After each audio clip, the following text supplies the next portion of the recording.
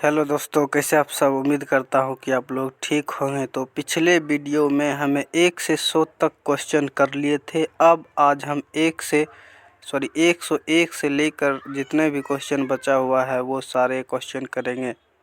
तो अगर वो पिछला वीडियो नहीं देखा है तो ज़रूर देख लीजिए, ठीक है। उसमें जो है पार्ट 1 करके 1 से 100 तक के क्वेश्चन जितने भी थे वो सारे करा दिए थे। तो चलिए 100 के बाद का क्वेश्चन करते हैं। तो देखिए पहला क्वेश्चन है, डीएनए द्विहेलिक्स प्रारूप को पहली बार किसने प्रस्तावित किया था? तो हो जाएगा वाटसन एवं क्रिक, ऑप्शन नंबर ए। तो क्वेश्चन नंबर 2, जीव द्रव जीवन का भौतिक आधार है, यह किसका कथन है? तो यह कथन जो है वो हैक्सले का है। 103 क्वेश्चन है कि जीव द्रव्य शब्द का प्रयोग सर्वप्रथम किसने किया था? तो ऑब्वियसली जो खोजा होगा वही किया है। तो पुरकिंजे ने जीव द्रव का खोज किया था और इसी ने सर्वप्रथम जीव द्रव नाम दिया। माइटोकॉन्ड्रिया किस में अनुपस्थित होता है? तो माइटोकॉन्ड्रिया जो है बैक्टीरिया में अनुपस्थित होता है। अगला क्वेश्चन नंबर 5 है, माइटोकॉन्ड्रिया का भीतर वलय कहलाता है क्या? क्रिस्टी। माइटोकॉन्ड्रिया का भीतरी वलय को क्रिस्टी कहते हैं। कोशिका भित्ति होती है, कोशिका भित्ति क्या होती है? पारगम्य होती है, ऑप्शन नंबर ए। फिर है, लाइसोसोम कार्य करता है। लाइसोसोम क्या कार्य करता है? अंतःकोशिकीय पाचन का कार्य करता है, ठीक है। इसमें एक पाचक एंजाइम होता है जिसके कारण यह मरे हुए कोशिका को पाचन करता है। 108 नंबर क्वेश्चन है, कौन सा अंगक प्रायः जंतु कोशिका में उपस्थित नहीं होता है? वो हो जाएगा लवक। लवक जंतु कोशिका में उपस्थित नहीं होता है, पादप कोशिका में उपस्थित होता है, ठीक है। और लवक को छोड़कर बाकी जितने भी हैं बी, सी और डी, ये सभी जंतु कोशिका में पाया जाता है। तो ऑप्शन नंबर ए हो जाएगा। क्वेश्चन नंबर 109 है, प्रोग्राम सेल डेथ का कोशिकीय एवं आणविक नियंत्रण क्या कहलाता है? एपोप्टोसिस कहलाता है। क्या कहलाता है? एपोप्टोसिस। प्रोग्राम सेल डेथ का कोशिकीय एवं आणविक नियंत्रण क्या कहलाता है? एपोप्टोसिस। एपोप्टोसिस कहलाता है, ठीक है, ध्यान रखना है। 110 नंबर क्वेश्चन है, कौन सा कोशिकांग प्रोटीन संश्लेषण में प्रमुख भूमिका निभाता है? वो हो जाएगा endoplasmic reticulum, option number B, जो कि राइबोसोम भी प्रोटीन का संश्लेषण करता है और प्रमुख भूमिका निभाता है इंडोप्लाज्मिक रेटिकुलम, क्योंकि इंडोप्लाज्मिक रेटिकुलम पर ही राइबोसोम होता है और राइबोसोम क्या करता है? प्रोटीन का निर्माण करता है। राइबोसोम को प्रोटीन का फैक्ट्री भी कहा जाता है, ठीक है। तो चलिए आगे चलते हैं। आगे जो है 111 नंबर क्वेश्चन है। 111 नंबर का क्वेश्चन क्या कहता है, निम्नलिखित में कौन कोशिकांग डीएनए रखता है? माइटोकॉन्ड्रिया रखता है, डीएनए रखता है, सॉरी माइटोकॉन्ड्रिया ही होगा।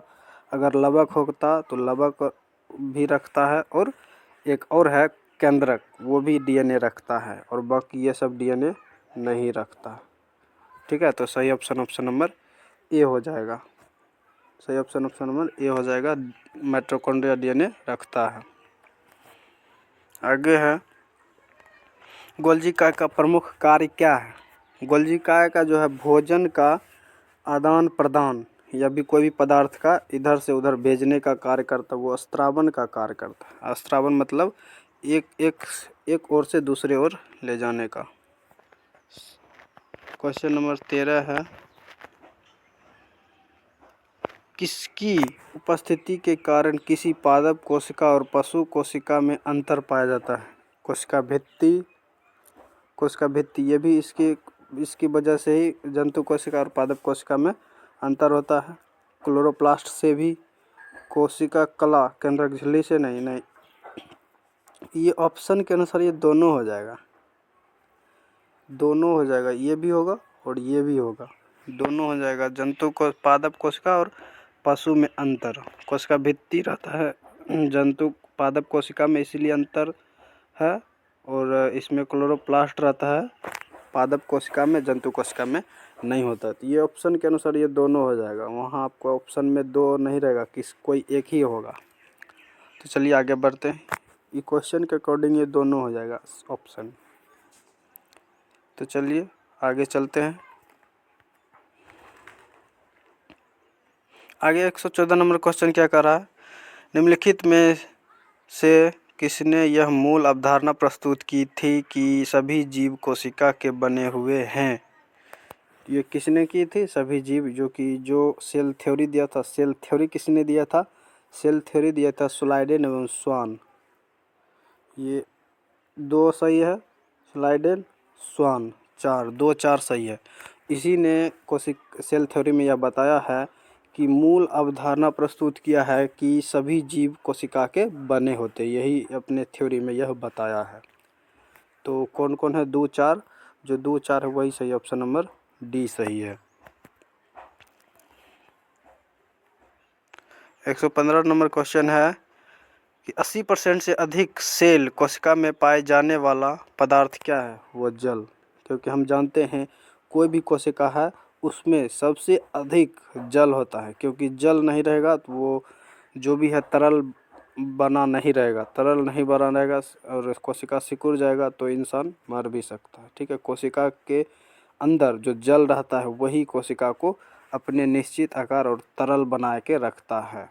ठीक है, तो चलिए आगे चलते, हो जाएगा जल।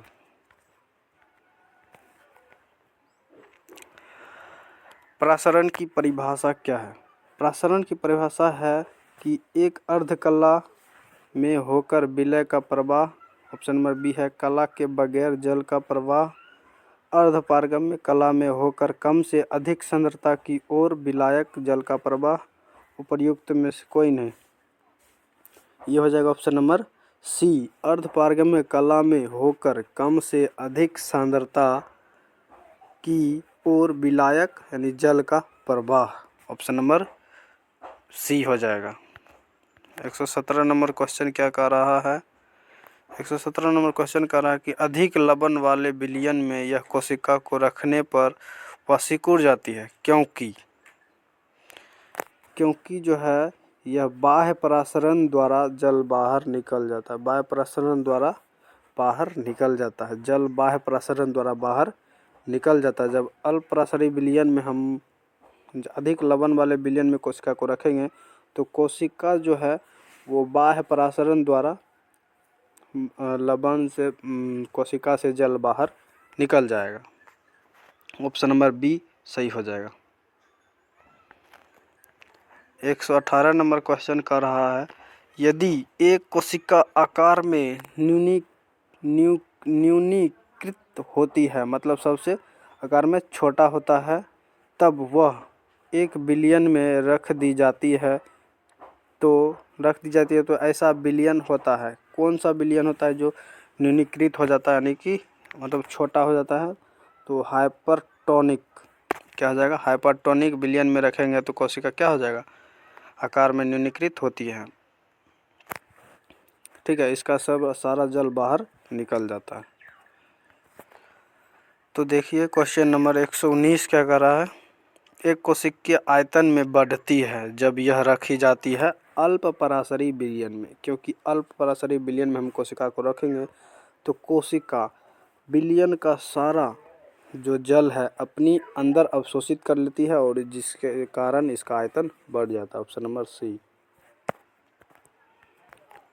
और 120 नंबर क्वेश्चन है कि बीज फूलने जब जल में रखे जाते हैं, बीज फूल जाते हैं जब जल में रखे जाते हैं। जैसे कि आप लोग देखते होंगे कि हम जो चना रात को फूलने देते हैं तो उसमें सुबह देखते हैं कि वो सारा चना क्या होता है, फूल जाता है।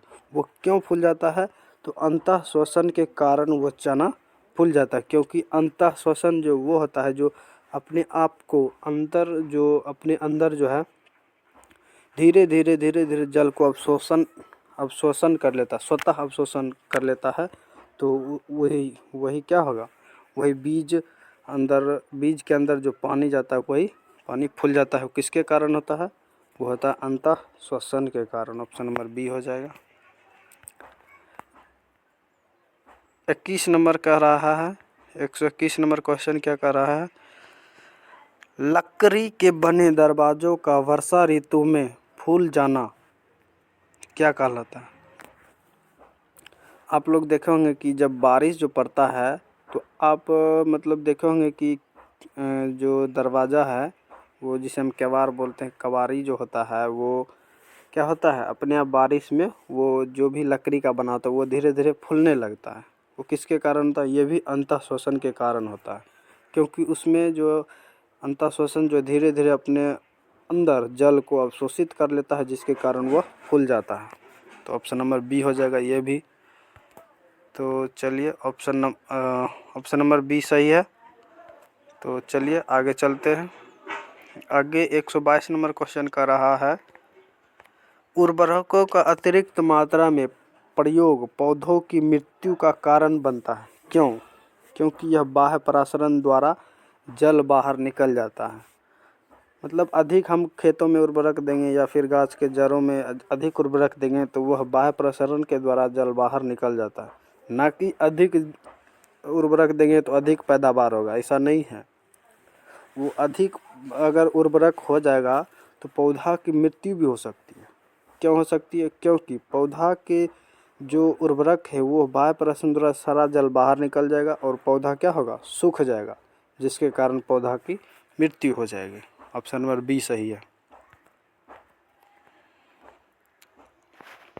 123 नंबर क्वेश्चन है, केंद्रक के विभाजन को क्या कहते हैं? केंद्रक के विभाजन को कैरियोनिकोनेसिस बोलते हैं, कैरियोनिकोनेसिस। ऑप्शन नंबर सी कैरियोकिनेसिस बोलते हैं, कैरियोकिनेसिस। ऑप्शन नंबर सी।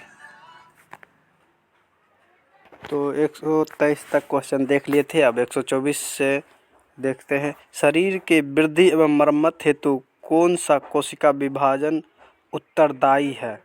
तो ये हो जाएगा ऑप्शन नंबर बी, समसूत्री विभाजन के द्वारा ही हमारे कोशिका में वृद्धि होता है और कोशिका की मरम्मत होता है। ठीक है, ऑप्शन नंबर बी हो जाएगा। कशेरुकों के वृषण में शुक्राणु स्पर्म का निर्माण किसके कारण होता है? किसके कारण? तो केवल मियोसिस के द्वारा। ऑप्शन नंबर सी।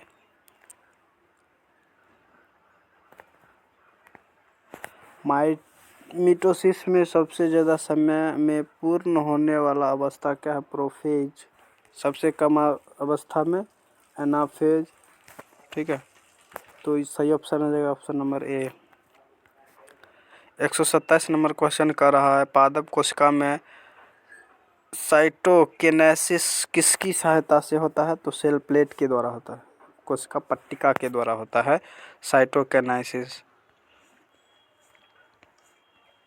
128 नंबर क्वेश्चन है, 128 नंबर क्वेश्चन है, माइटोसिस के सबसे कम समय में पूर्ण होने वाला अवस्था कौन है? तो हम जानते हैं, अभी ये बताए थे, एनाफेज। एक कोशिका के माइटोसिस द्वारा कितने बार विभाजन से 256 कोशिकाएं बनेगी? वो 8 बार कोशिका को विभाजन करेंगे माइटोसिस के द्वारा तो 256 कोशिका बनेगी। तो चलिए 130 नंबर क्वेश्चन क्या कर रहा है, 130 नंबर क्वेश्चन कर रहा है, क्रॉसिंग ओवर की घटना किस विभाजन में होता है? क्रॉसिंग ओवर की घटना हम अर्धसूत्री विभाजन में करते हैं, अर्धसूत्री विभाजन में, क्योंकि हम यहाँ ओवम मतलब यहाँ नर होता है, नर, और यहाँ मादा में एक्स वाई लेते हैं, नर से एक्स वाई लेते हैं और मादा से एक्स लेते हैं, दोनों को क्रॉसिंग ओवर कराते हैं तो लड़का लड़की होने की घटना पता चलता है।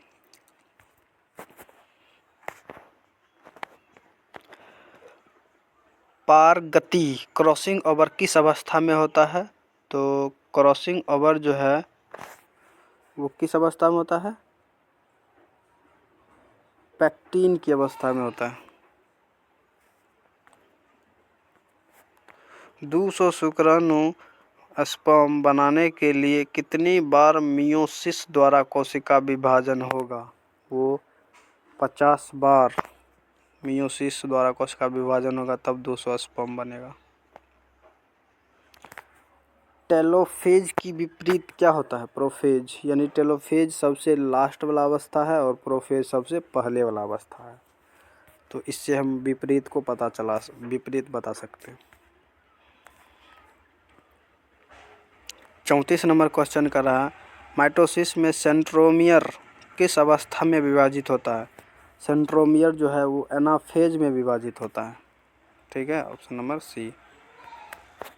35 नंबर क्वेश्चन कर रहा है, निम्नलिखित कथनों पर विचार कीजिए। समसूत्री विभाजन में कोशिका केवल एक बार विभाजित होती है एवं क्रोमोसोम भी एक बार विभाजित होती है।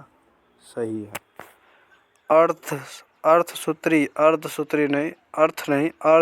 विभाजन होगा। अर्धसूत्री विभाजन में कोशिका 2 बार विभाजित होती है एवं क्रोमोसोम भी 2 बार विभाजित होती है। दोनों सही है। तो इसका ऑप्शन हो जाएगा ऑप्शन नंबर सी। क्या होगा? दोनों सही है। 136 नंबर क्वेश्चन कर रहा है, निम्नलिखित में किस कोशिकीय संरचना की खोज फंटाना के द्वारा किया गया था? फंटाना क्या किया था? फंटाना केंद्रिका का खोज किया था। फंटाना किसकी खोज की थी? फंटाना जो किया था वो केंद्रिका का खोज किया था। जो केंद्रक के अंदर जो केंद्रिका है उसका खोज किसने किया था? फंटाना ने। और 137 नंबर प्रश्न और आज का इस चैप्टर का लास्ट प्रश्न है, प्राणी के जीवन इतिहास में समसूत्री विभाजन का कार्य निम्न है। समसूत्री विभाजन का कार्य किस में होता है? बहुकोशिकीय जीवों में सबसे अधिक होता है। ठीक है, बहुकोशिकीय जीवों में वृद्धि होता है। तो आज का लास्ट क्वेश्चन था इस चैप्टर का। तो अगर वीडियो पसंद आए तो लाइक, शेयर और सब्सक्राइब करें, ताकि मैं आपके लिए अगला चैप्टर का भी वीडियो मैं इसी यूट्यूब चैनल पर चैप्टर का वीडियो, चाहे history, geography, polity, physics, chemistry, biology जो भी हो, सब में आपके लिए ऑब्जेक्टिव जो जितना भी होता है ज्ञान बिंदु का, वो सारा ऑब्जेक्टिव इसी चैनल पर कराऊंगा। तो अगर पसंद आए तो वीडियो लाइक, शेयर और सब्सक्राइब करें। गोल्ड जीएस एकेडमी को सपोर्ट करें, ताकि मैं आपके लिए बहुत ही अच्छी वैल्यूएबल कंटेंट आपके लिए प्रस्तुत कर सकूं। तो चलिए आज के लिए इतना ही। धन्यवाद। Thank you.